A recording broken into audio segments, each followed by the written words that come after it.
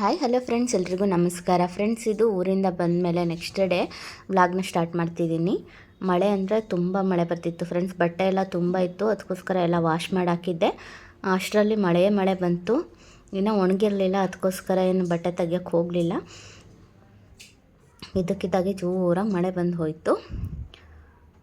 ಮೇಲ್ಗಡೆ sheet ಹಾಕ್ಸಿದ್ವಿ full. ಈ ಕಡೆ ಸೈಡಲ್ಲಿ ಅಷ್ಟೇ ಸ್ವಲ್ಪ ನೆನೆಯೋದಿಲ್ಲ, ಆ ಕಡೆ ಎಲ್ಲ ಮಳೆಗೆ ನೀರು ಸಿಡಿಯುತ್ತೆ.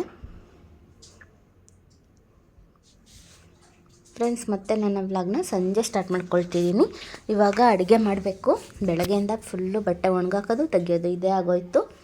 ಇವಾಗ ಅಡುಗೆ ಮಾಡೋಣ ಅಂತ ಬಂದಿದ್ದೀನಿ. ಅಡುಗೆಗೆ ಇವತ್ತು ಹಾಗಲಕಾಯಿ ಪಲ್ಯ ಮಾಡ್ತಿದ್ದೀನಿ. ಹಾಗೆ ಅನ್ನ ಮಾಡಬೇಕು, ಸಾಂಬಾರು ಮಾಡಬೇಕು, ಚಪಾತಿ ಮಾಡಬೇಕು. ಒಂದು ಕಡೆ ಅನ್ನ ಕೂಡ ಇಟ್ಟಿದ್ದೀನಿ.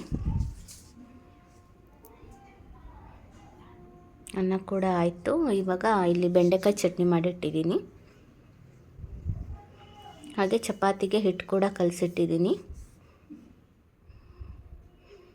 ಫ್ರೆಂಡ್ಸ್, ಇವಾಗ ಅಡುಗೆ ಎಲ್ಲ ಆಯಿತು. ಚಪಾತಿ ಮತ್ತು ಹಾಗಲಕಾಯಿ ಪಲ್ಯ, ಬೆಂಡೆಕಾಯಿ ಚಟ್ನಿ ಪುಡಿ, ಮೊಸರು, ಹಾಗೆ ಅನ್ನ ಸಾಂಬಾರು. ಇವಾಗ ಊಟ ಮುಗೀತು ಫ್ರೆಂಡ್ಸ್. ಜಸ್ಟು ಇವಾಗ ಪಾತ್ರೆ ತೊಳಿಬೇಕು. ಮತ್ತು ನನ್ನ ವ್ಲಾಗ್ನ ಬೆಳಗ್ಗೆ ಕಂಟಿನ್ಯೂ ಮಾಡ್ತೀನಿ. ಫ್ರೆಂಡ್ಸ್, ಇದು ನೆಕ್ಸ್ಟ್ ಡೇ ಬೆಳಗ್ಗೆ. ರಾತ್ರಿನೇ ಪಾತ್ರೆ ಎಲ್ಲ ತೊಳೆದಿಟ್ಟು ಮಲ್ಕೊಂಡಿದ್ದೆ. ಇವಾಗ ಒಂದು ಕಡೆ ಬಿಸಿನೀರು ಕಾಯಕ್ಕಿಟ್ಟಿದ್ದೀನಿ, ಹಾಗೆ ಒಂದು ಕಡೆ ಟೀಗಿಟ್ಟಿದ್ದೀನಿ. ತಿಂಡಿಗೆ ಇವತ್ತು ಬಿಸಿಬೇಳೆಭಾತ್ ಮಾಡೋಣ ಅಂತ ಬಿಸಿಬೇಳೆಭಾತ್ ಮಾಡಬೇಕು. ಅದಕ್ಕೋಸ್ಕರ ಎಲ್ಲ ತರಕಾರಿ ಎಲ್ಲ ಹೆಚ್ಕೊಳ್ತಿದ್ದೀನಿ. ಫ್ರೆಂಡ್ಸ್, ಹೊಸಬ್ರು ಯಾರಾದರೂ ಇನ್ನೂ ನನ್ನ ಚಾನಲ್ಗೆ ಸಬ್ಸ್ಕ್ರೈಬ್ ಆಗಿಲ್ಲ ಅಂದರೆ ಪ್ಲೀಸ್ ಸಬ್ಸ್ಕ್ರೈಬ್ ಮಾಡ್ಕೊಳ್ಳಿ. ಹಾಗೆ ಇಷ್ಟ ಆದರೆ ಲೈಕ್ ಮಾಡಿ, ಶೇರ್ ಮಾಡಿ, ನನ್ನ ಚಾನಲ್ಗೆ ಸಪೋರ್ಟ್ ಮಾಡಿ. ಫ್ರೆಂಡ್ಸ್, ನೋಡಿ ಬಿಸಿಬೇಳೆಭಾತ್ ಕೂಡ ಆಯಿತು. ಇವಾಗ ವಾಷಿಂಗ್ ಮಿಷಿನ್ಗೆ ಬಟ್ಟೆ ಹಾಕೋಣ ಅಂತ ಹೋಗ್ತಾಯಿದ್ದೀನಿ. ತುಂಬ ಬಟ್ಟೆ ಇತ್ತು, ಅದನ್ನು ಕೂಡ ಇನ್ನೂ ಸ್ವಲ್ಪ ವಾಶ್ ಮಾಡಿದ್ದೆ. ಇವತ್ತಿನ ಸ್ವಲ್ಪ ಇದ್ದಾವೆ, ಅವನ್ನೆಲ್ಲ ವಾಶ್ ಮಾಡಿಬಿಡೋಣ ಅಂತ ಅಷ್ಟು ವಾಷಿಂಗ್ ಮಿಷಿನ್ಗೆ ಹಾಕ್ತಿದ್ದೀನಿ.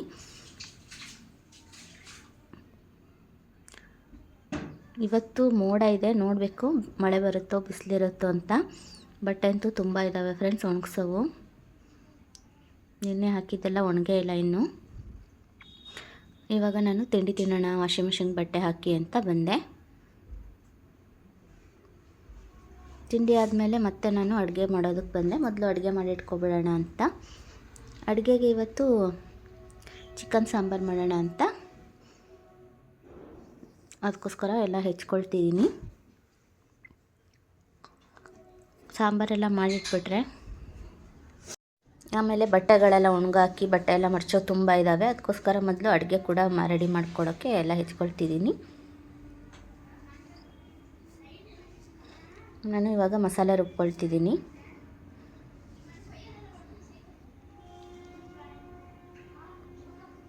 ಇವಾಗ ನಾನು ಸಾಂಬಾರಿಗೆ ಒಗ್ಗರಣೆ ಹಾಕಿ ಇಟ್ಟೆ. ಅದಾದಮೇಲೆ ಪಾತ್ರೆಗಳನ್ನೆಲ್ಲ ವಾಶ್ ಮಾಡ್ಕೊಳ್ತಿದ್ದೀನಿ. ಬೆಳಗ್ಗೆ ತಿಂದಿರೋ ಪಾತ್ರೆ, ಈಗ ಅಡುಗೆ ಮಾಡಿರೋ ಪಾತ್ರೆ ಎಲ್ಲ ತೊಳೆದು ಒರೆಸಿ ಜೋಡಿಸಿಟ್ಕೊಬಿಡೋಣ ಅಂತ.